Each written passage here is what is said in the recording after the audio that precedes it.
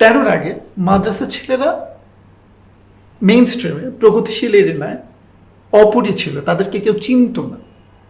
যখন শাপলাটা হয়েছে তখন থেকে তাদেরকে চেনা শুরু করছে। আর একটা যে বড় জনগোষ্ঠী আছে তাদেরকে যে এজেন্সি দিতে হবে, সেইটা শাপলার পর থেকে হচ্ছে এই প্রগতিশীলদের মাথার মধ্যে ঢোকা শুরু করছে।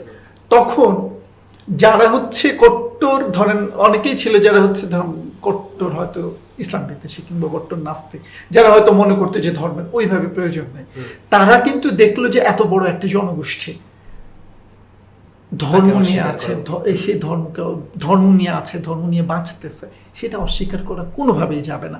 তখন আমরা দেখলাম যে আমি ব্যক্তিগতভাবে, যেহেতু তারপরে হচ্ছে মাদ্রাসা, ইউনিভার্সিটি এগুলোতে আসছি, তারপরে আমরা দেখছি যে সেই সময় তারা ভাবতে শুরু করছেন যে না, এই মানুষগুলোর এজেন্সি দিতে হবে, এই মানুষগুলো, হ্যাঁ একটা দল ছিল যারা হচ্ছে সবসময় এদের এজেন্সিকে বা এদেরকে অপর করে রাখছে, কিন্তু একটা বড় অংশ তাদেরকে স্বীকার করার ব্যাপারে ভাবনা শুরু করছে এবং তাদেরকে স্বীকার করতে শুরু করছে। তো ফলে আমি মনে করি শাপলাটা এই কারণে জরুরি ছিল।